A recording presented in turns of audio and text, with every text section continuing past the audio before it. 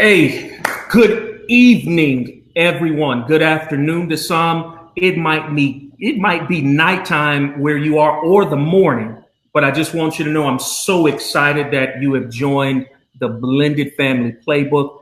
This is your boy, Marcus Holmes, your next door neighbor, your brother, your nephew. Yeah, I'm taking it from you, Kirk. I am your grandson. I'm your friend. But what I am ultimately trying to do is help you blend your family, your career, your life, where you're not having to leverage one for the success of the other. So I just want you to know we have an amazing show coming to you. We have a power couple in Tristan and Cece Sutton. They're waiting in the lobby area. I'm looking at them right now, and they look fabulous. They look A1. They're amazing. So I just want you to know this, that we want you to join the conversation. I want you to share this. And hey, it's going down, right? A little bit of background about me. If you've never heard of the Blended Family Guy, I'm going to give you a little bit of background, right? So I am from Albuquerque, New Mexico, born and raised.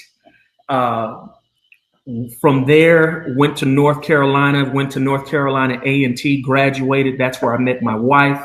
At the time, her daughter, which is my daughter, and I've never referred to my daughter in the form of a stepdaughter. She's mine, all mine. She was 5 at the time. By the time we got married, she was 7, and the rest is history.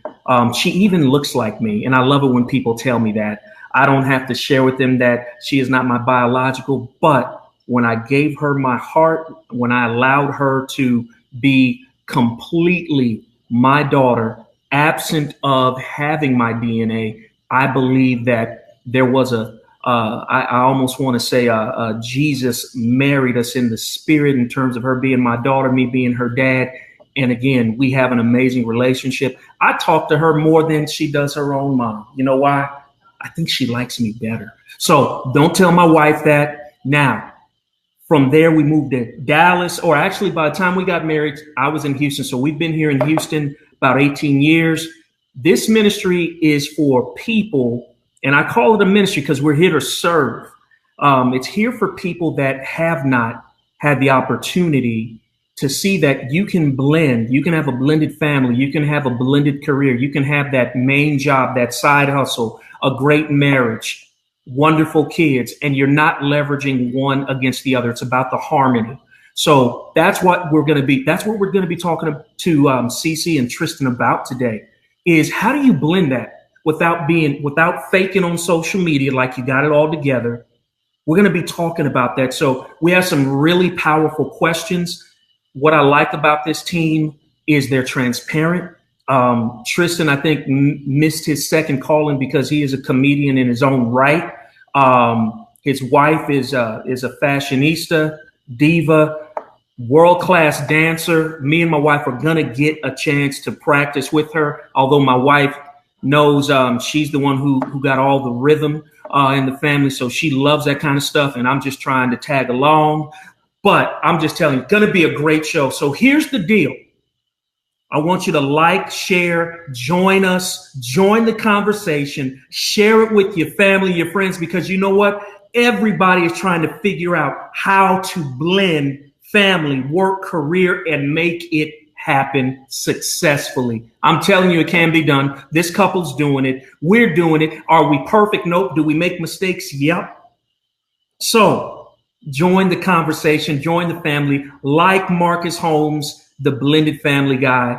All of that you're going to learn through this conversation. So again, like, share. We're about to bring the power couple on board. Welcome, welcome, welcome. Tristan and Cece Sutton. Hey. How are y'all doing? Doing good, and yourself? We're doing great. Beautiful Sunday. Beautiful Sunday. All Sounds like well. You said my wife was captain of the twerk team. You know what, Tristan? Here's the thing. your wife is an amazing dancer. I've seen the videos. I believe now she's elevating her platform where she's now emceeing and I would assume probably a judge. But I saw that. I'm going to tell you, I don't know how y'all do it, but Cece, one minute I see you, creating your own brand with you're always marketing some clothing and, diva status. Tristan, one minute you're in Houston, next minute you're in, I believe, in DC, helping people with Facebook ads. Oh, we're gonna touch on this because either you have a twin that also has green eyes, Tristan. I don't know, green eye bandits. I don't know, but what's going on here? What's going on? Out there that went in lens craft and bought some color contacts and faking. I don't know. He's teamed too much. That's all I know. Hey, and you see Taria, my social media manager from me and my family. She says hello. Hey, Taria. Yeah, and I see another part of my social media team is Colette. Colette, hello to you as well, man. So let's dive in, right? Because we're right before the Golden State game. I think your cousin Steph Curry is going to beat LeBron again. Yeah, I got you, Tristan.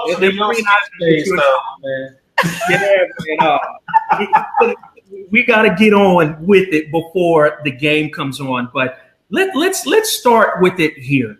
Give us a little background on how you guys started, where you met. Give the audience a chance to find out about you. Give us a little background there. Absolutely. So, I was a young college man. Saw an attractive lady, shot my shot, then she rejected me. But a great street philosopher coined it best. Back then, didn't want me. Now I'm hot, all on me. Oh, I get it. Yeah, there's always another side to every story. But to take you back even further, we're both native Houstonians. Okay. Acres, Shakers, Hubcap, take us right here. Acres home. I'm from Greens Point. And he went to Eisenhower. I went to Nimitz High School. So for those from the North Side representing, where we're from. We've been here all of our lives. And as he mentioned, we met in college. He was off at Texas A&M. And I was at University of Houston. And we were both a part of a really awesome program called Inroads.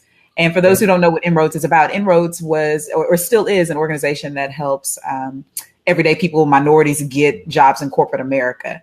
And I will just say that was a very transformative program for the both of us. And I believe that it really helped to shape who we are and what we do now today. So we are very grateful for Inroads and our awesome staff that helped us grow our wings. Yeah.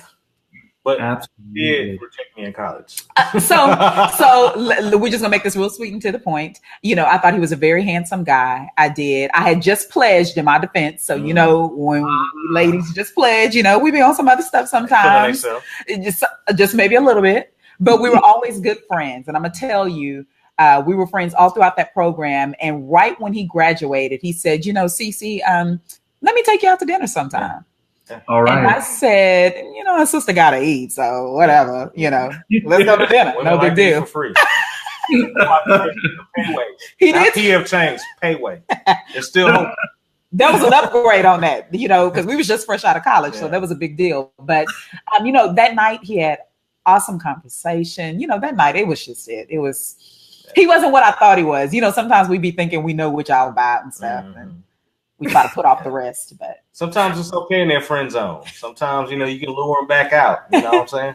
But I'm glad he mentioned that, Marcus, because honestly, what I really loved about what we did do is that we truly had a friendship first. Right. We really got to know each other in the friendship space without any of these expectations. Because, dating now, it's about like, what can you do for me? What's up? What I'm gonna get out of it. And we didn't go through that phase. We genuinely enjoyed each other's friendship. And because of that, we still have that today. 11 years. 11 years. Absolutely. I see that. And I think that's what's so genuine about it is I see the friendship. I do see that. I see that you guys are having fun. I'll tell you, you have a whole lot of social media hypocrites. You have a whole lot of social media fakers, and they're really trying to build this separate persona that's different from the real. And again, I've met with with Tristan. We broke bread together. Cece, I think me and my wife were on your show, your guys' show last year. Yes. I will tell you, it's enjoyable to watch you guys through social media. So really excited about touching on that. How do you guys keep the fire going, right? I mean, Cece, you're doing your thing. Tristan's doing his thing, but I always see Suttons in the city. You know, how do y'all make that work, right? Yeah, because she's always dragging me somewhere, somewhere to eat, somewhere to go shopping. Marcus, you don't believe that. No, I think really what happened was kind of like, to your point, we just started cataloging our life on social media, primarily Facebook, and saying, hey, you can be African-American and still happily married and enjoy life still without the facade or the facetiousness. So, it really just started off when we lived in a suburb of Houston. For those that aren't from Houston now, we lived in Katy, but everything we did was in the city. So it's like a 40-minute drive to get into the city. So we'd always say Suttons in the city if we ever came in for lunch, dinner, brunch, an event, things like that. So that's kind of how that formed. So, and honestly, it was not by way of trying to become something big in social media, because at the time when we started it was just genuinely telling people, where all the good spots are at. We've always enjoyed connecting with other people, networking, hanging out. And so we thought that would be an excellent way to just let people know, what's going on right here in your city. Houston is awesome. We have a big love for Houston because this is our home. We're native to here, but it really just started off with us just simply sharing. And I think that's how people have grown to connect with us, because in everything that we try to do, we try to share and try to uplift and try to help people feel like it's not always about a dollar. We're really, really big on relationships, and the best way to connect with someone is to meet a need. Absolutely. So, hey, I'm hungry on a Sunday. Where them Suttons at? Where they going? Let's see where they at. That's really how it really started. I actually got a Facebook messenger today. Someone's like, hey, where's some good brunch spots? I'm ready to go out and eat. I'm off my meal plan. We get that all the time. We really do. And we love it, because what it means is that we built a community around this. And the beautiful thing about it is, is that I can say, honestly, we now have like more friends off of just meeting on Facebook. A lot of people we've never even met before. But because we built that community of just sharing and having fun and just connecting with people, it's really blossomed into something beautiful. Absolutely. I agree. And I just put that out there. So I'm just letting y'all know, I love little sound bites like the one you just gave. That was a little nugget right there. The best way to connect to someone is to meet their need. And initially, and again, you weren't trying to be social media mavens like you are now, right? But you were just trying to have some fun, share. And I will tell you, I believe, even though we met initially through Kyra and her Imagine Excellence Foundation, I believe, Tristan, I've reached out to you because I think we connected on Facebook after, but I didn't speak with you for, I think, probably another 4 or 5 months. But you know what, how we got connected? I kept seeing Suttons in the city. You were eating somewhere in Memorial City with one of your clients. You had just had lunch with them, and I think you had inked the deal. And I said, I got to meet this guy. I love it because I love good food, and he's talking business, and he's blending it all together. And I like that. So that's Absolutely. We call that social proof. So you let the world know what it is you got going on. So I believe social media is one of the greatest connectors out there, because if you think about traditional connection, you got networking events, LinkedIn, you got to go hand out 20, 30 cards, go meet at Starbucks or whatever. But if we may have a friend connection on social media, we get to expedite that know, like, and trust factor, right? So you're going to see me and my wife out eating. So, man, I kind of get to know Tristan. He's dedicated to his wife. I see him doing business. So I kind of like this guy. He seems like he's serious about his business. And then, well, if people are doing business with him, then I guess I could trust him. So it expedites that know, like, and trust factor. So, oh, I love it. I love it. Social proof expedites. Oh, this is another. Y'all gonna have to help me. Every now and then I might slow up a little bit and I type about 120 words a minute, but Y'all, some of this is good. So I'm getting, y'all tweet this, all right? When the Suttons give you something, I'm gonna teach you how to tweet what the Suttons are saying, what I'm saying, because it's going to be in less than, 120 characters. So look, social proof, it expedites the know, like, and trust factor. That's solid. I love it. That's a good one, y'all. It's up on the screen. So make sure you retweet that again, man. Good. Oh, thank you. Oh, and I see, let's say hello to some of the people that have joined. We have, man, wow, we have good evening. I love you guys, such wonderful and lovely spirits. We have Kimberly Jones. Hi, the Suttons. It's been a while. I miss you all. Let me show We missed you too. Wakanda forever. Wakanda forever. Yes, sir. And oh man, this is good. Okay, all right. People are sharing it. I love it. Hey, so this is one, I'm going to bring this up. This is one of the agenda items I wanted to talk to you guys about. Bring it up. All right. So Tristan, just a little bit of background based on this question. It says in 2017, 40 to 50% of marriages ended in divorce. CC, Tristan, I want y'all, and more so, CC, you're the wife coach. Love the blog. Love what you post on Facebook. I can tell it resonates with people. And I'm letting you know, I read them. So I know I'm not the only one, and me telling you that doesn't amount to a hill of beans. But again, it's social proof when you see the likes and the shares, right?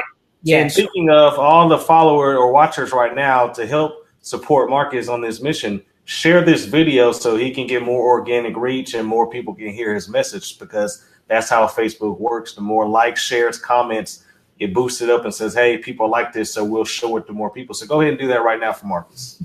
Absolutely. Thank you, Tristan. And see, guys, we're going to be touching on this. So I love giving back. The reason why I have this show is to give back to people for family help, business help, relationship, life. Guys, women, if you're needing a wife coach, you have to reach out to CC. Team, if you're needing some Facebook ad help, if you're needing, I want you to go to, you know what, Tristan, give a little commercial about what you do. CC, we're going to do the same. You got it. In terms of business, go ahead, touch on that real quick in terms of what you do. Absolutely. So I am a marketing strategist with Tristan Sutton Consulting. I help entrepreneurs use Facebook ads to find their target market and keep their message in front of their audience consistently and strategically to grow their revenue. Man, so what he's saying is you want to make some money using Facebook, which is the largest and I would say it's the Goliath in the industry in terms of marketing for the amount of money that you have to input. Y'all better get on the train now. Get with Tristan, because for a few dollars a month, not for what he charges. Now I'm talking about the Facebook ads. Now Tristan ain't a few dollars a month. I'm just telling y'all. All right, this is good work, but I'm just telling you, he's going to teach you how you can invest in Facebook versus paying thousands of dollars to traditional marketing, and your reach is going to be targeted. So y'all get with Tristan. I'm going to make sure before the broadcast is over that you have his contact info. But back to the question, CC, 40 to 50% of marriages end in divorce. How is your ministry, your platform helping to alleviate and fight that? You know, I think something that we're missing when it comes to this marriage thing is that preparation is key. Very few of us spend the time actually preparing for the rough spots that we know will come. Not if, not when, but we know it's going to actually come. And I think that we think when we first get married, we believe what TV and the media tells us, love will get us through all of it and it will be a beautiful thing. But unfortunately, a lot of us don't even have a really clear understanding of what love is all about, because we think being in love, which is a feeling, is going to be the main thing that's going to help our marriage stay together. And you and I both know, Tristan, Marcus, all of us know that when you get on this other side, that feeling thing comes and goes and here and there. And we just really fail to realize that if we don't have a game plan to help us through those turbulent times, it's going to be a very, very rocky road. Very rocky road. And we also come in with the misconception that if we do have disagreements or arguments, then we must not be compatible. It must not be meant to be. So we give up too quickly. We give up way too quickly. We haven't even given it a chance. And so I decided to really take this blogging thing that started off again, just sharing. I just wanted to express my truth as a wife. Tristan and I both come from single parent homes. We didn't know the first thing about really trying to make a marriage work. So we really immersed ourselves in as much premarital counseling and camps and whatever we could put our hands on, we were in it because we really, really wanted to make sure that we were prepared to get through the rough spots. I've never heard anybody say that they're divorcing someone because they're happy. No one says that. Everybody's divorcing because they're upset and they don't know how to get through these tough spots. So my focus as a wife coach is really on those who are engaged in a serious relationship, really about to hit that line where they're ready to get married. And I'm there to help them prepare. I'm there to help them set the stage for their happily ever after. And we really focus on 4 key areas. If you can get these 4 key areas down in your marriage, the likelihood of it surviving surpasses way past these numbers that we're seeing in the media. And those primary key areas that I focus on are number 1, communication. Number 2, connection. Number 3, sex. I spell it with a C. Whoop, whoop. You like that, right? And then the last one is the last one, and it should certainly be the first as well, is Christ. I will tell you, this marriage right here has only survived on the foundation and the principles of what we know to be Christ-centered. Mm-hmm. And that is what I focus on. So for those of you ladies who have that belief system, that background, want to really get an understanding of what it takes to keep this marriage thing going, I'm your wife coach, and I'd love to sit down with you. But it takes a village. Just like we say, it takes a village to raise a child. Heck, it takes a village to raise a marriage. And I'm not talking about your mom or your aunties and your best friends. I'm not talking about going to all of them. In fact, that can be very detrimental to your marriage, sitting down and calling up your girlfriend and your mama about your marriage. Mm. I'm talking about, having that trusted advisor, whether that be your pastor or someone who is very, very, very, very sound in the principles of what makes a marriage work. Wow. And, every now and then Tristan and I have to go to that go-to. But Absolutely. One thing you will never catch us doing is picking up the phone and calling mama or calling our best friends or anything like that. And not because we're secretive, because as you've come to find, Marcus, we share very candidly and very openly. But at the same time, you have to guard your marriage. You have to guard your marriage. If you leave it wide open, even those who mean well or that you think mean well can bring the demise to your marriage. They really can. Absolutely. And unintentionally or intentionally. Let's be straight up honest here. Absolutely. All right. I know some guys and I know some women. For both y'all, they looking at y'all like little snacks. They ready to try to drive a wedge any way they can. Come on, Marcus. Come on. So I agree. Man, we got people are talking about when Christ is at the center. Your marriage, Colette, I completely agree. Taria, it takes a village. You know what? Here's what I want to do. Make sure that before we move on, I want to list those 4 key areas. And I know 4 key areas for success in marriage. Give me 1 second. Sure. I'm going to matter of fact, Taria, Colette, do this for me. When Cece lists these again, can you go ahead, ink them, and then post them as a comment so people can catch this on the replay as well as in the feed? If you can do that for me, I would love it. So, Cece, can you list those 4 key areas again? Absolutely. Absolutely. So the first one is communication. And let me just elaborate a little bit on that. All of us are talking, but none of us are really communicating. And that communication, I drill down into it, and we talk about love and logic-based communication versus emotion-based communication. Yeah. So communication is the first one. The second one is connection.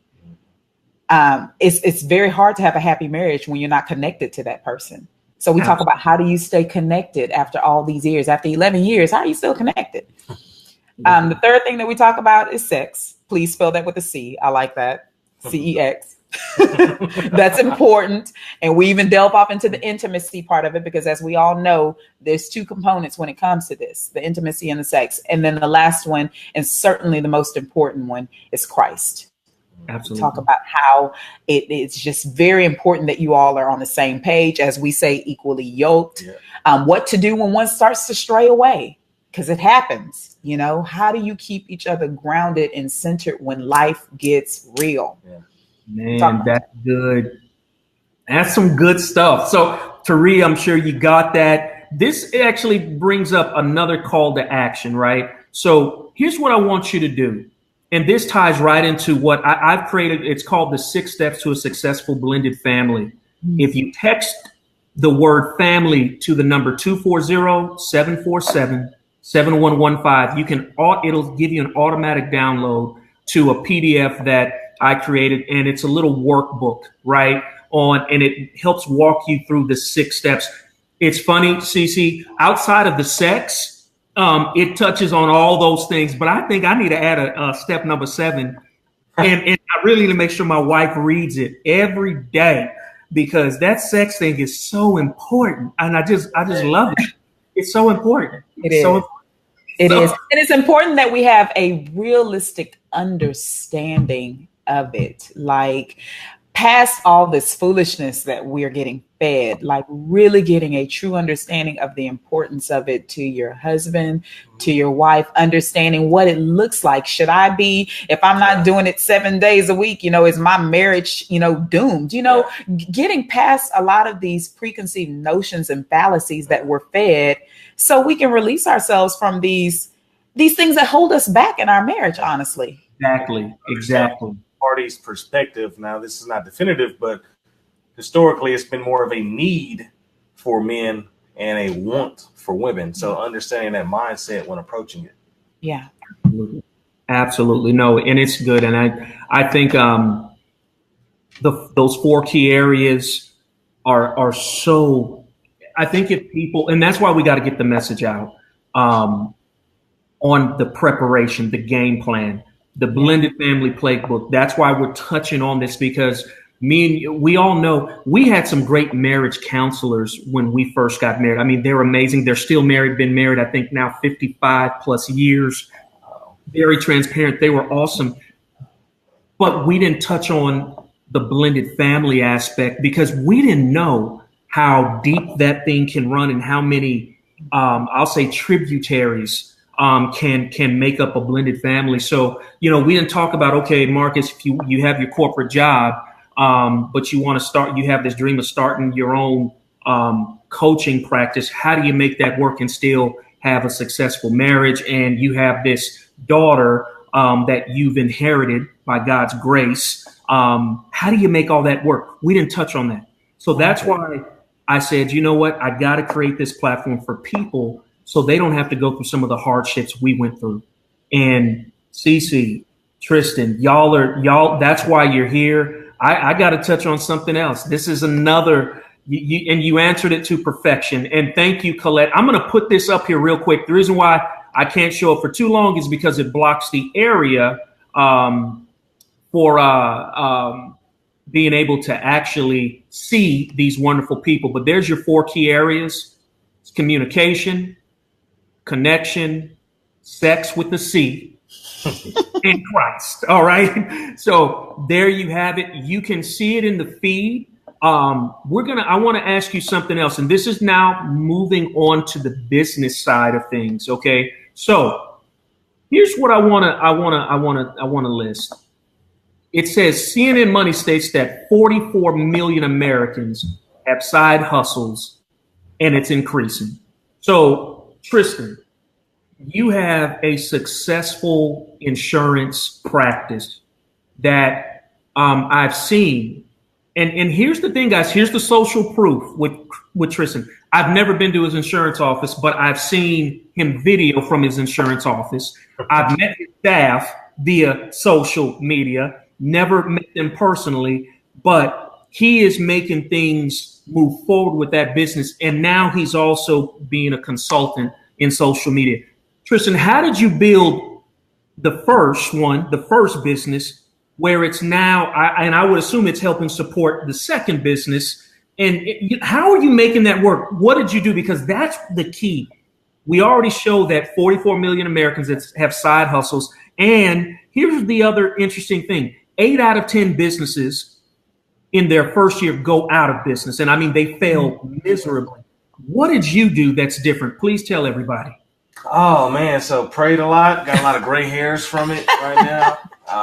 But no, just I've been in the insurance industry for 14 years now, going on 15.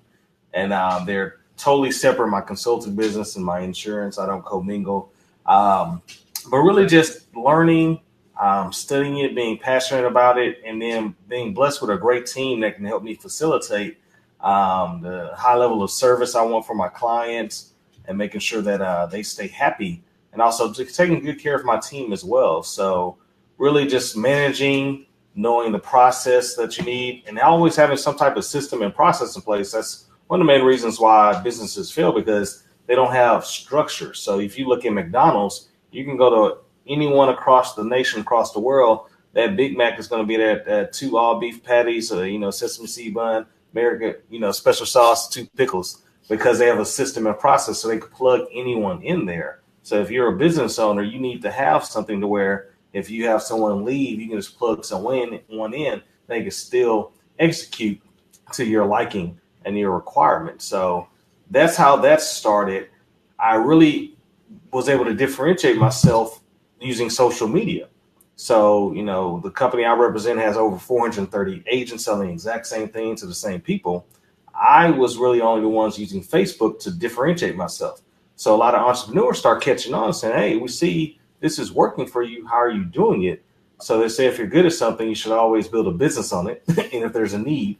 So I built a consulting business to help small business owners use social media and also their other marketing strategies to build a brand that brings business. So that's how it all came together.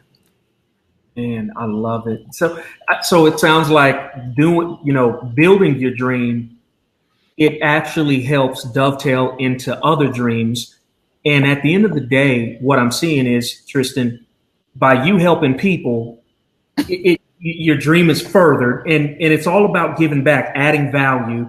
It's not about the selfishness of it, right?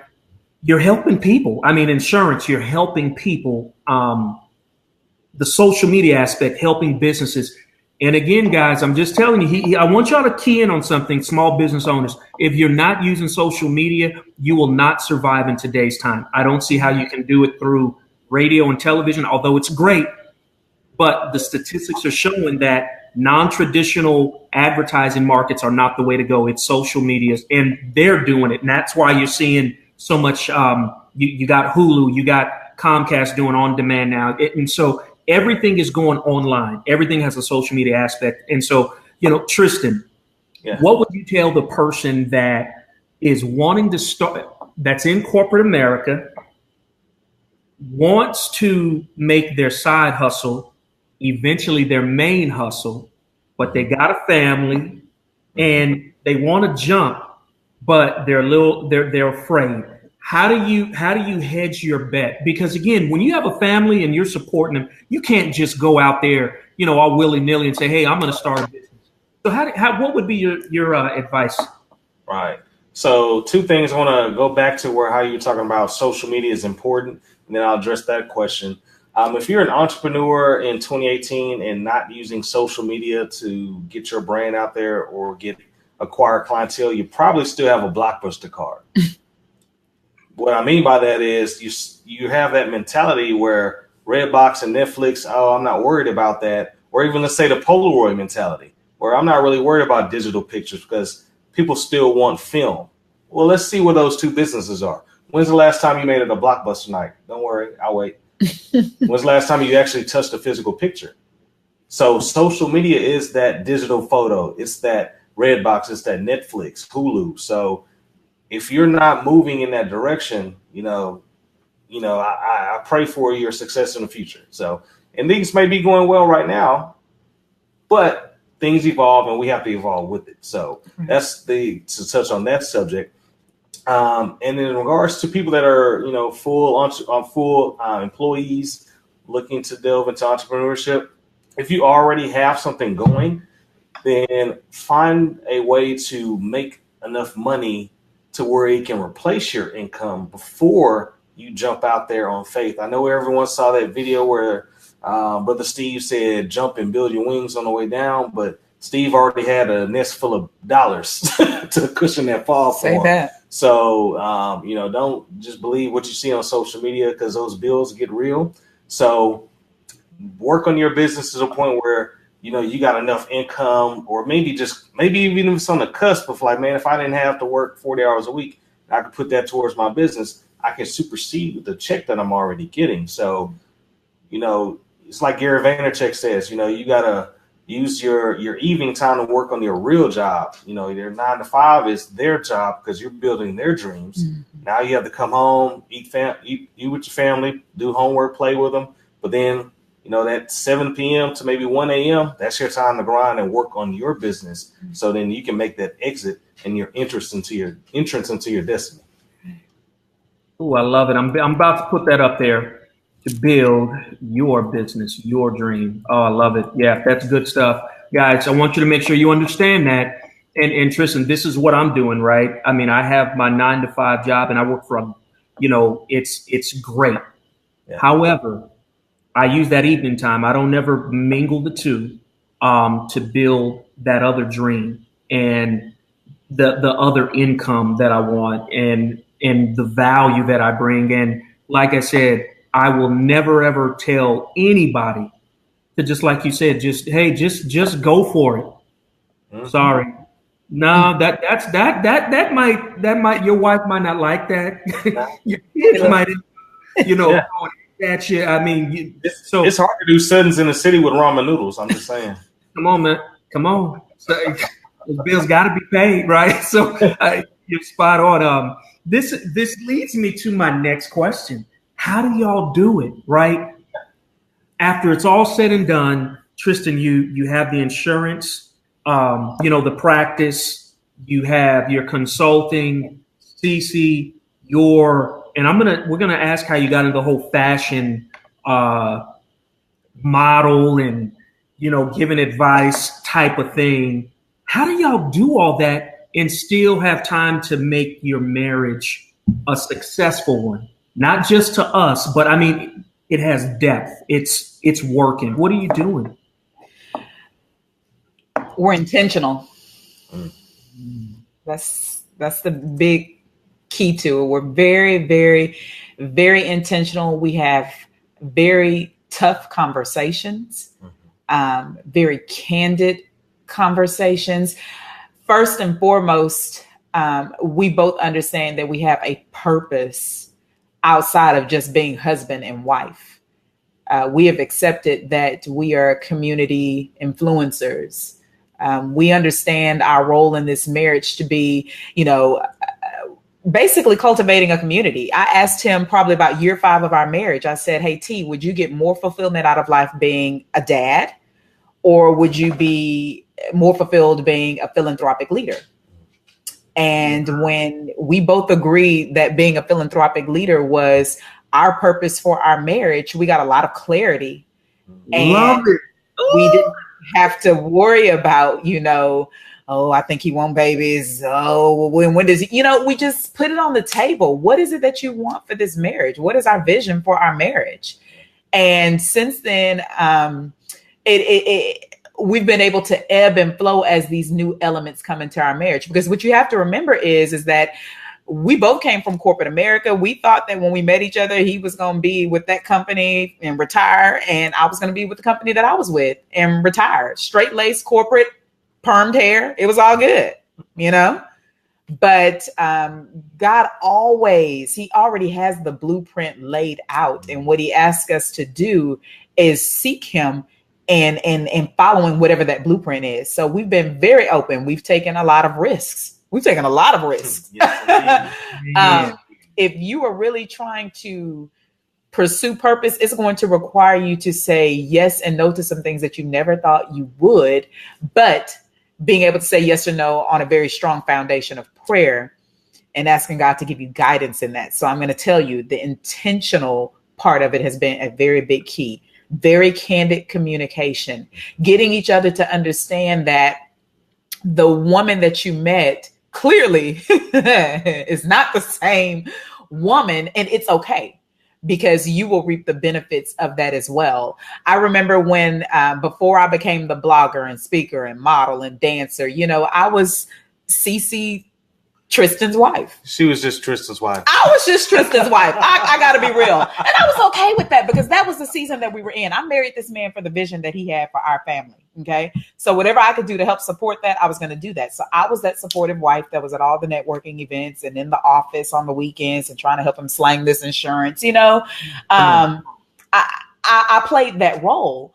But soon I found, and contrary to popular belief, I did not go out looking for this, I promise you. But what started to happen is I started to come into my season of purpose, and God started to show me that I had these talents and gifts. And Tristan had to, do a quick double, like, wait, I didn't know that this was a part of the package, And though I'm sure he thought it was great, there were times where it conflicted with maybe the personal time that he's used to having, So we had to sit down and say, okay, look, we're going to have to shift some things around so you can continue to pursue your purpose. I can continue to pursue my purpose, but we can meet back in the middle and still have a healthy, sound marriage.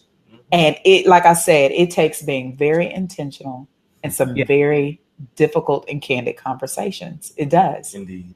But it's okay, because you only grow from there. Yeah. Y'all got me. This is, I think, a seminal moment where most people aren't willing to go when it comes to having a great marriage. Yeah. And when you said, I asked Tristan whether he would find more fulfillment out of having children or being a philanthropic leader. And y'all were honest with each other enough to where you said, because we all know society will say, unless you have some kids, it ain't a marriage. It ain't a successful family. What do you mean? And I know y'all went through that. And I'm so glad that because you had your vision, that you agreed on how can two walk together unless they agree, right? Yeah. You guys said, you know what? Ain't worried about y'all. And to society about you being on them diapers and college tuition. You see, y'all, this is so, I hope y'all, I need y'all to share this. So I'm going to say it again. All right. This is call to action again, guys. I need you to share this because Tristan and Cece have said something that I don't think I've ever heard from anybody I've interviewed or anybody that I've listened to in recent memory that had that kind of frank, honest conversation. And I think that is so awesome. You guys have just went up a whole nother notch in my book because, guys, one, me and my wife, it's been 6 months. So transparency, right? Transparency. Mm-hmm. We've been going so fast and furious this year that we're having our vision retreat this weekend, this upcoming weekend.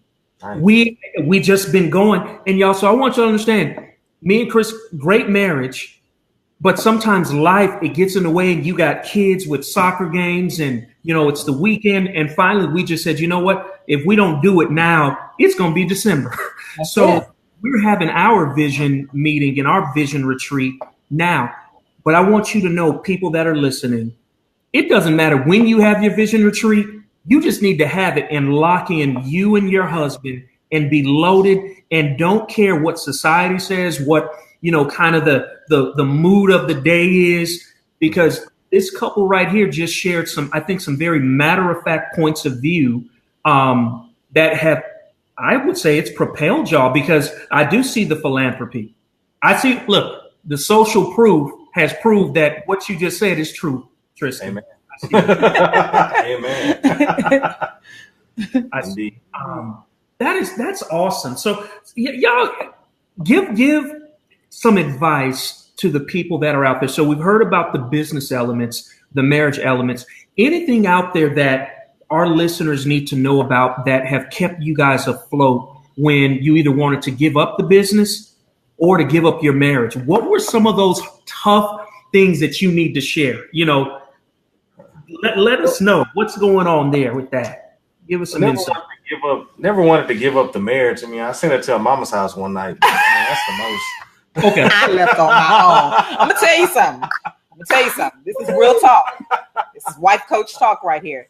Years 1 through 3, you are going to learn a lot about yourself that you never thought even existed. I thought I was sweet as pie, but when I got up in this piece, years 1 through 3 were they were a little turbulent. Number one, because we both are only children. Let's start there. Okay. Let's start there. You got to merge those. Number 2, we got married at 23 and 24.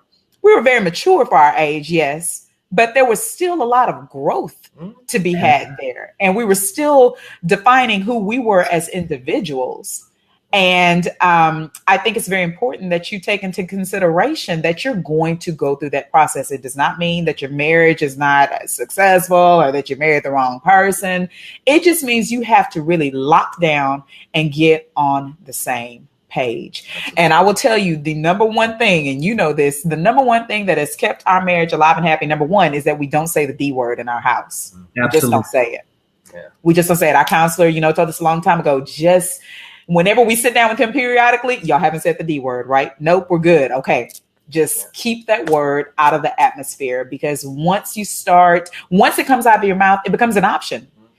Even if you don't say it, it becomes an option. So let's just not even go there. Let's leave that off the table. But number 2, we had to learn how to truly communicate. And I had to learn how to communicate out of love and logic. This man is a very logical man. Very logical. He's numbers all day. When we're having miscommunication, he's very calm. He's very, just like how you see him in business, that's how he is in our relationship. Well, years 1 through 3, I wasn't quite that way. And I think that it stems from when we're younger as little girls, we're taught, get it out, cry, let it go. It's okay to be upset. I thought I was marrying Claire Huxtable. He did. Years 1 through 3, she was Cardi B. That's okay. That's okay. I eventually started to evolve. But you know what? Back to my point about what we're taught as little girls, we take those same things and we become those women. Okay. We become those women, and you just have to take me as I am. That's just how I am. Or I don't know what to tell you. Okay. All that. And men are taught as little boys, suck it up. Put some ice on it. You'll be all right. And y'all close up. So even as adults, that's the way y'all are. So somehow we have to meet in the middle with this communication thing. Because I'm going to tell you, I near about ran this man out our house with my communication style. It was very, Greens Point. It was. And I know it's hard to believe because I really am a nice person. But when you allow your emotions to take over your marriage, it's a wrap. Yeah. So I really had to start praying, Lord, instead of praying, Lord, can you change this one over here? Because, you know your child. My prayer had to start being, Lord, you got to work on me. I know that you're going to, adjust with him and things like that. But women, we really set the atmosphere. We really set the atmosphere for our relationship, for our home. And really, if we can't get this under control, we ain't gonna really be able to get much else under control. So I tell you, the biggest thing that we learned how to communicate out of love. And Marcus, you've probably heard me share this before in one of my blogs, but the whole secret to out of love is it's our safe code. And what that means is no one likes to be caught off guard or by surprise. Right. And that also means even when there's difficult conversations, I don't need you just coming up to me saying, look, get it together. I don't need that energy. If you want to express something to me, you're upset, I need for you to first prepare me. And the way we prepare each other is we say, hey, T, out of love. Already, he knows I'm coming to him about something that he's probably not going to want to hear. Okay. It's something that's obviously important to me. But what he first now has to do is he has to prepare himself to receive what I'm going to give him. So T, out of love, it really bothers me when you just leave your clothes everywhere around the house. Like, I work hard to keep the house clean. Can you at least do your part and put things where they belong by the end of the day? Now, his response cannot be a tit for tat. Well, you do this, that, and the third, and I don't bother you about it. His response can't be out of anger. His only response can be, Cece, I understand. I apologize. I'll try to do better in the future. And we move on.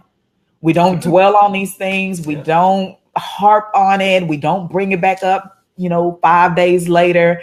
Like, you really have to, again, prepare for the tough conversations and the arguments. And we definitely want to always show love to Pastor Timothy Sloan over at the Luke. He was our marriage counselor at that time who married us, and he taught premarital, and he taught us that method, the out of love method. So whatever your safe code is, whatever that is, get it, agree to it, and never violate it. And shout out to Pastor Lorenzo Ewing. Yes. He also does some other marital counseling for us as well. With the Fellowship of Love Church. He is outstanding as well. So preparation. I have to reach out with the eyebrow. I'm like, man, this is good. And I got my good friend Pastor Eric Anderson. His my wife Cheryl needs to be here this. Well, Pastor, it's going to be on replay. But you said something that I think is very true. My wife, I'm very passionate. Very passionate. I mean, I'm passionate in everything, right? I mean, when we argue, I'm passionate. I'm like, babe, I'm not fussing. I'm just passionate in my delivery. But I had to learn something about Mrs. Holmes. She doesn't like that. Right. And so it was up to me to change that because, and I told her, I said, well, honey, this is me. This is what you married. How you expect me to change who I am? Very, very, and again, another emotional response. But I had to realize when I speak out of passion, and for my wife, it's all about tone. Yeah. Let me say something on that real quick. Something I hear a lot, and quite frankly, I'm tired of hearing of it. People are always like, well, if I get married, they can't expect me to change. Like, I'm not changing for nobody, man or female.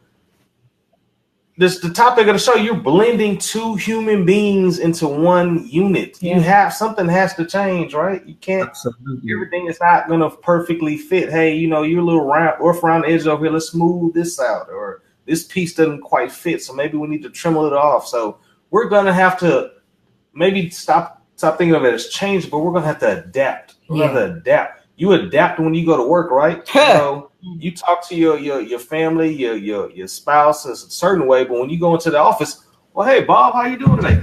Great to see you. All right, thank you, Bob. Oh, I have to stay late. I'm just glad for the opportunity.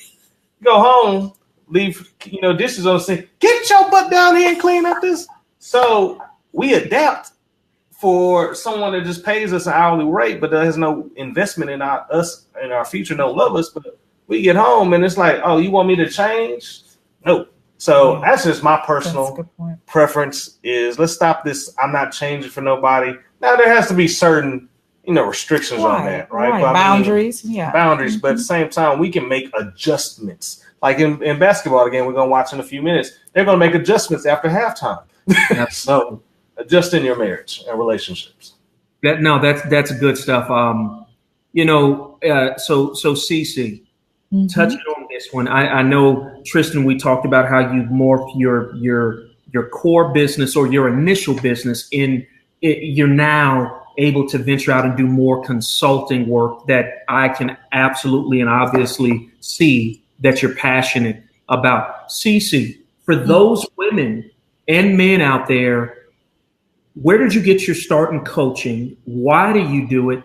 And how are you using your platform, even with the Suttons in the city and the John Maxwell program, and you being this fashion icon that and the dancing? How are you using all that for your coaching platform?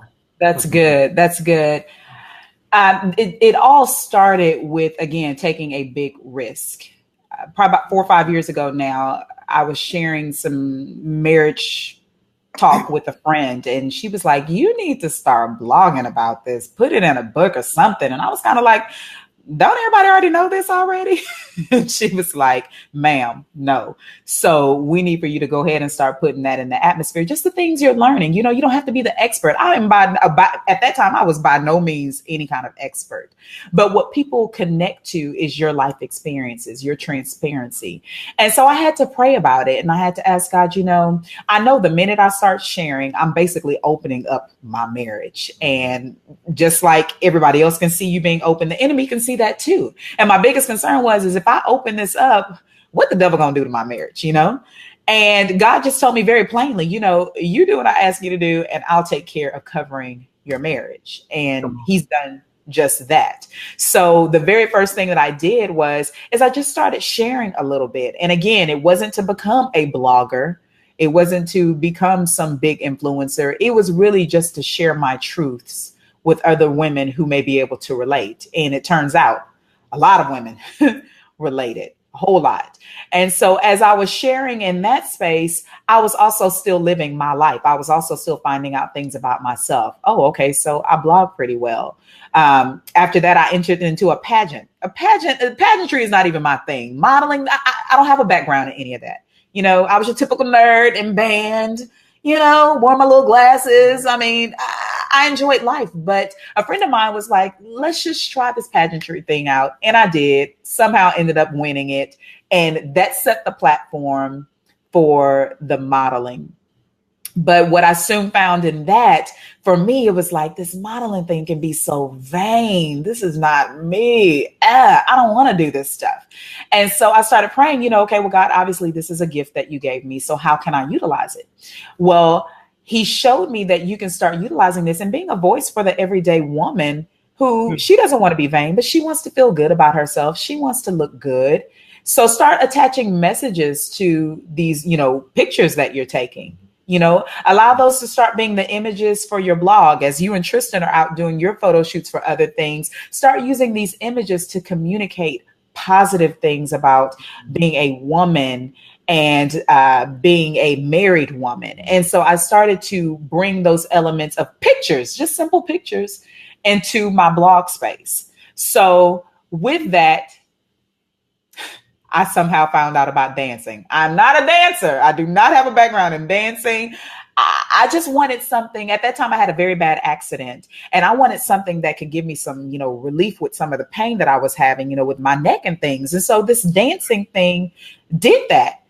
Lo and behold, somehow I became pretty decent at that too. So as I'm finding out all these gifts much later on in life that I did not know I had, I'm sharing with women, hey, you have purpose outside of just being a mother. There are other gifts that you have not tapped into. And the biggest thing that you have to do is, number one, you have to be okay with taking risks. Because again, I didn't have a background in any of those things. And I could have been embarrassed and, you know, not did well in them. But I would not have known if I had not tried them. So the biggest thing is I took risks. Number two, I surrounded myself with women who we poured into each other. There are gifts that you have that you don't even know that you have, but other people can call those gifts out in you. So it's very important that you don't just go to work, go to church, go home. It's very important that you take some time to surround yourself with like-minded people, because you'll soon discover that I have a few more gifts and talents than what I thought. No. The other component to that is I just had to make sure that my husband was on the same page, because I'm going to tell you something. Tristan was very candid with me one day, and he said, you know, I'm just really not used to having to share you with the community, with all these elements, you know. All right. You get this jealous place in their heart. It's okay. I'm his wife. He married me. He married all this other stuff. So I really had to take the time to explain to him the importance of these things to me. And that's what I tell women. Help your husband to understand that this is more than just a hobby to kill time. You know, this is something that helps me feel alive. This is something that helps me get through the work week. It relaxes me. It helps me to feel like I still have an identity in our marriage. Because the last thing that any married man wants is a bitter wife, because she feels like she poured everything into that man, but she didn't have the chance to really cultivate her gifts. Absolutely. So to answer your question, I've taken all these elements and I've helped women to see how it's important that you not only have that time with your husband, but you have that time to cultivate your gifts as well. It's really, really important. And here's how you do it. Love it. So, hey, y'all, this is the team. I believe your tagline is making marriage great again. Is that correct? That's correct. Man, so yeah, you've got to, I think this is one of these episodes you're going to have to listen to a couple of times in its entirety, because there have been nuggets of gold, of platinum, this has been some good stuff, guys. So I'm going to ask another deep question, right?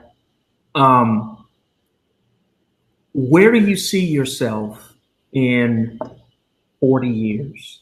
All right. I would assume you'll be approaching 70 or 80. Oh my gosh. Where do you see yourself? Because, and the reason why I say this, if you have the discussion about being philanthropic, which I think is so invaluable, because you're going to create sons and daughters through that philanthropy that are going to be connected to you through the blessing of your wealth. Where do you see yourselves in 80, when you're 80? Well, when I'm 80, I plan on being a platinum member of AARP and have a black card when I go to Denny's for the early birds. Of course, crazy. I'll see. Oh, Jesus. Visionary. I see myself on. Oh, let me explain this. I see myself on Oprah status in the legacy that we will have developed. And by the time, hopefully, we go on to glory, it will be a lasting legacy that when you say our name, from any corner of the earth, I think big, it will resonate with anybody cross-culturally, men and women. It will just be, I don't know what that legacy is going to be, but I'm confident that whatever that is, we've already started to develop that. But I just want one day someone told me, how are you going to leave a legacy if you don't have kids? And I'm doing my darnest to prove to them that you can leave a legacy outside of just not having children. We know plenty of people who don't have children, but for us, it's about leaving just such a solid legacy and being able to live comfortably and still continue to share. John Maxwell inspires me in the sense this man is getting up there in age, but he is still going around there. He's now he's making many John Maxwells. I'd love to see many CCs and many Tristans and marriages that are flourishing, and we're sharing and we're helping other marriages to grow. I really feel like that's where our legacy is going to be, in the space of turning that 50% number around. Showing how marriage really can be happy and fulfilling and lasting. That's where I see it. Yeah.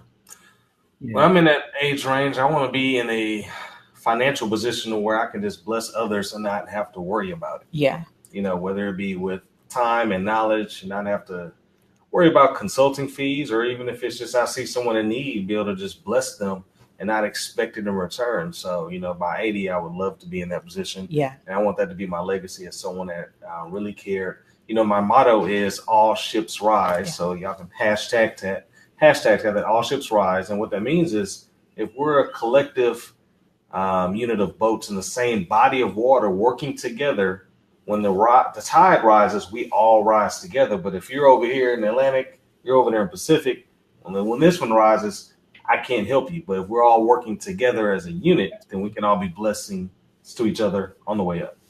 That's excellent. And just to let y'all know, I've taken that from Tristan, and I give him credit. Now, after the second time, it's really my quote. But I give him, and Tristan knows because I've tagged him on it. I love that.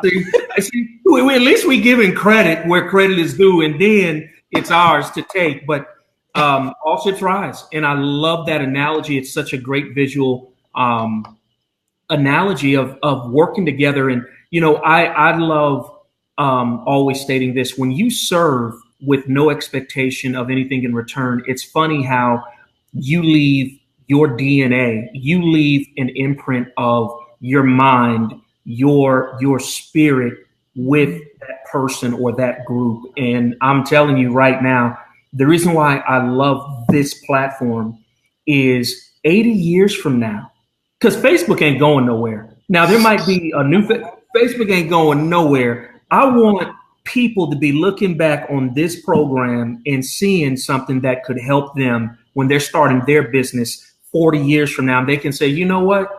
I see Cece doing it. I see Tristan doing it. And you know what? We can make it as well. So this is why this is so beautiful that you've allowed me to encapsulate all this knowledge in about an hour and 5 minutes, because, man, you guys are special people. I didn't know a lot of the things I know now.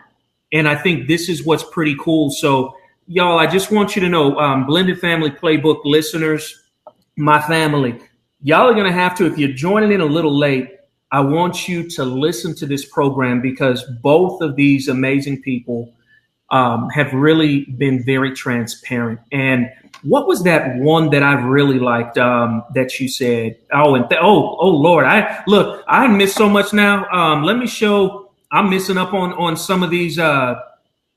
Oh man, here, what's that one I'm trying to find. I'm gonna repost it. Oh, it's first gym. No, it was this. Oh, it was the philanthropic leader. Oh, that's a huge one. But this one right here was the latest one. What people connect with is your transparency and your experience. Oh, that's a good one.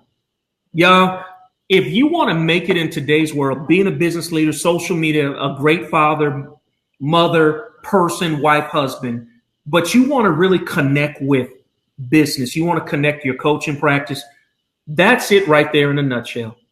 Right. People connect with your transparency, and they can tell when you're being fake, and people connect with your experience. So if you're one of those people that doesn't like to share your history, the good and the bad, all you want to do is share the good, you're not going to make it. You're not going to make it. And the philanthropic thing. So guys, as we're getting ready to end the broadcast, but I think this is, again, a seminal point that is so huge, and I love it. About at 6:20, and you can read through the feed, they made a choice during the game plan of their marriage, where they said, you know what would make us most happy? And I believe, Cece, you said you asked Tristan, what would make you most happy? I did. I did. Or being a philanthropist, meaning you can give back, and you chose philanthropy. And I love the fact that you guys made that choice, because me and you both know, people listen and know, oh, it's almost like you're a pariah when you don't have children. And I just love the fact that you had courage, you were brave hearts, in the fact that you said, you know, this is how we're going to live our life successfully. And I'm seeing it. We're all seeing it before our eyes. You would not be here if you had have chosen different. Sure. You know what I mean? That's what's so awesome about destiny. So I just appreciate you guys being so transparent. Y'all, that's seminal. That's humongous. I want y'all to share this broadcast. Okay. Again, great nuggets of information. Tristan and Cece, how can people get in contact with you? What is the best way? I want to list that right now. What's the best way for people to get in contact with you? On Facebook and Instagram and all that fun stuff at Cece, 2 C's, the wife coach. And just for your people, I'd love to connect with you personally. Feel free to invite me on Facebook as well under C.C.Sutton. S-O-N. And they can go to my website, TristanSuttonConsulting.com. That's T as in Tom, RISTENSUTTON consulting.com. I'm going to have Taria help me set up that whole text message, get a free book situation. That's hot. You know, all ships rise, Taria, all ships rise.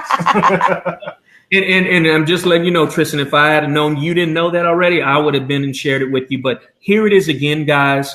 Taria is who helped me look at Be Live. And as Be Live has continued to evolve their platform, if you're looking at doing Facebook Live, Be Live is a great platform because all of this stuff Taria and her team built. The templates, you see the blended family guy and how it looks very professional. It's all built through this BeLive.tv portal. You see they've just added this new call to action on the bottom. All this is driving people to your site. It's making you look professional. It's the social proof that you need. But I'm just letting you know, this has been an amazing conversation. Cece and Tristan, and thank you. You know what, Taria?